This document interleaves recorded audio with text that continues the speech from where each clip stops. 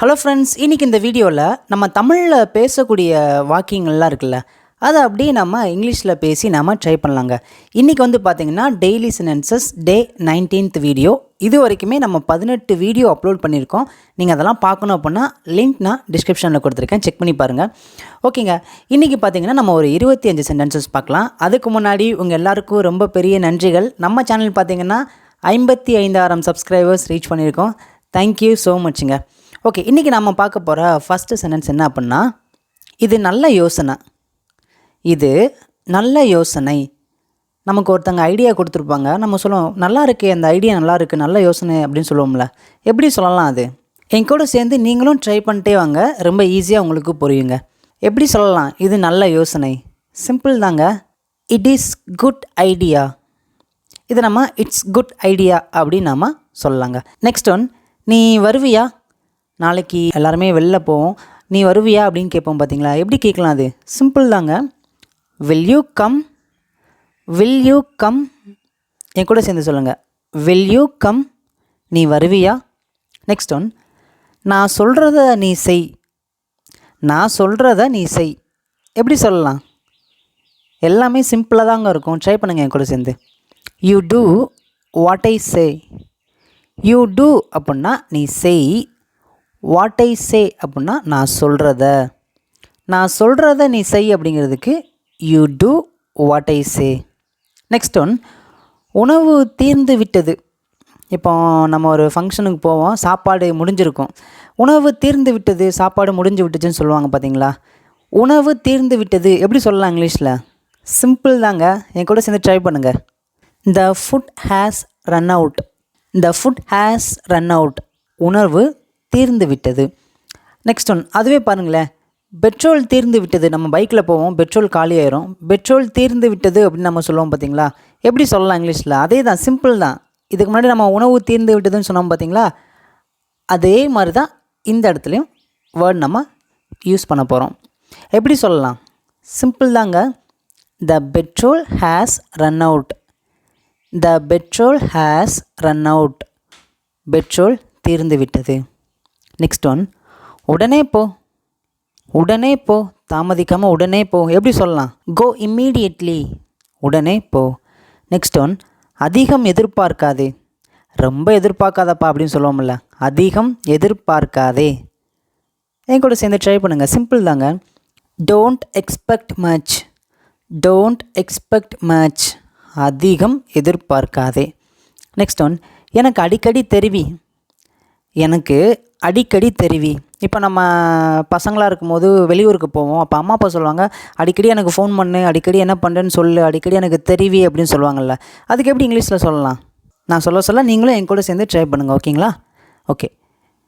Keep me updated. Keep me updated. சொல்லுங்கள் என் கூட சேர்ந்து. Keep me updated. எனக்கு அடிக்கடி தெரிவி. நெக்ஸ்ட் ஒன், நான் வர வேண்டுமா? நான் வர வேண்டுமா எப்படி கேட்கலாம்? அது to I have to come. To I have to come. நான் வர வேண்டுமா? நெக்ஸ்ட் ஒன், கோவப்பட வேண்டாம். கோவப்பட வேண்டாம். ஏன் கோவப்படுற? கோவப்பட வேண்டாம் சொல்லுவோம்ல, எப்படி சொல்லலாம்? Don't be angry. Don't be angry. ஆங்க்ரினா கோவப்படுறது. கோவப்படாதே, கோவப்பட வேண்டாம்னா don't be angry. Next one, வெயிலில் நிற்காத. வெயிலில் நிற்காத எப்படி சொல்லலாம்? Don't stand in the sun. Don't stand in the sun. சொல்லுங்கள் என் கூட சேர்ந்து. Don't stand in the sun. வெயிலில் நிற்காத. நெக்ஸ்ட் ஒன், அதை தொடாதே. அதை தொடாதே எப்படி சொல்லலாம்? Don't touch it. டச்சுனா தொடுறது, இட்டுனா அதை தொடாதே அப்படின்னா don't touch it. Don't touch it. அதை தொடாதே. நெக்ஸ்ட் ஒன், கதவை பூட்டு. கதவை பூட்டு. சிம்பிள் தாங்க. Lock the door. Lock the door. லாக்னா பூட்டுறது, த டோர்னா கதவு. கதவை பூட்டு. Lock the door. Next one, நான் ஒப்புக்கொள்கிறேன். இது யார் இதை பண்ணுது அப்படின்னு கேட்பாங்க. நான் தான் அப்படின்னு சொல்லுவோம் பார்த்தீங்களா? நான் ஒப்புக்கொள்கிறேன். எப்படி சொல்லலாம்? சிம்பிள் தாங்க. I agree. I agree. நான் ஒத்துக்கிறேன். அதுவே நான் ஒப்புக்கொள்ளவில்லை. நான் ஒப்புக்கொள்ளவில்லை அப்படின்னு சொல்லுவோம்ல, எப்படி சொல்லலாம்? சிம்பிள் தான். நாட் மட்டும் ஆட் பண்ணிக்கோங்க. I don't agree. I don't agree. I don't agree. Next one, உனக்கு யார் சொன்னது? உனக்கு யார் சொன்னது? எப்படி சொல்லலாம்? Who told you? உனக்கு யார் சொன்னது? நெக்ஸ்ட் ஒன், அதை சுத்தம் செய்யுங்கள். அதை சுத்தம் செய்யுங்கள். எப்படி சொல்லலாம்? சின்ன வேர்டு தான், என் கூட சேர்ந்து சொல்லுங்கள். Clean it. Clean it. க்ளீன்னா சுத்தம் பண்ணுங்க, இட்டுனா அதை.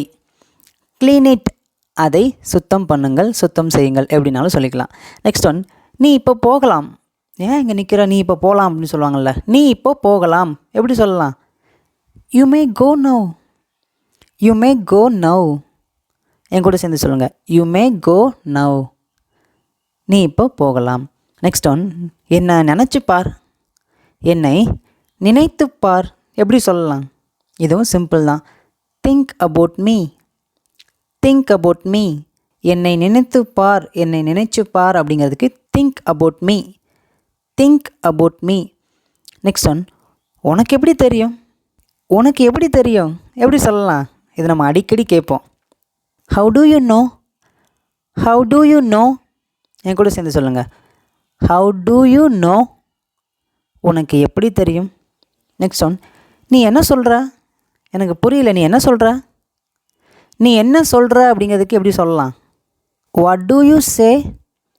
What do you say? என் கூட சேர்ந்து இன்னும் தடவை ட்ரை பண்ணுங்கள். What do you say? What do you say? நீ என்ன சொல்கிற? நெக்ஸ்ட் ஒன், பல் விளக்கு, பல் துளக்கு, எப்படினாலும் சொல்லிக்கலாம். எப்படி சொல்லலாம் இங்கிலீஷில்? சிம்பிள் தான். Brush your teeth. Brush your teeth. பல் துளக்கு, பல் விளக்கு. ஓகேங்க.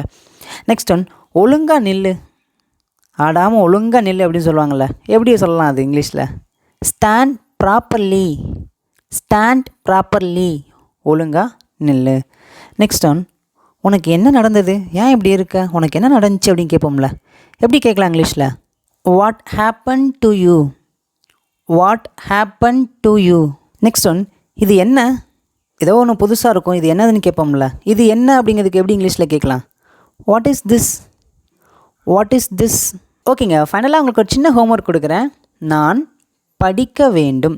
இதுக்கு இங்கிலீஷில் என்ன வரும்னு சொல்லிட்டு மறக்காமல் காமெண்ட்டில் சொல்லுங்கள். நீங்கள் நிச்சயமாக ட்ரை பண்ணுங்கள். தப்பானாலும் பரவாயில்ல, ரைட்டாக இருந்தாலும் பரவாயில்ல, உங்களுடைய ஆன்சரை வந்து நீங்கள் சொல்லுங்கள். ஏன்னா நம்ம ஒவ்வொரு நாளும் ட்ரை பண்ணால் மட்டும்தாங்க இங்கிலீஷ் நமக்கு வருங்க.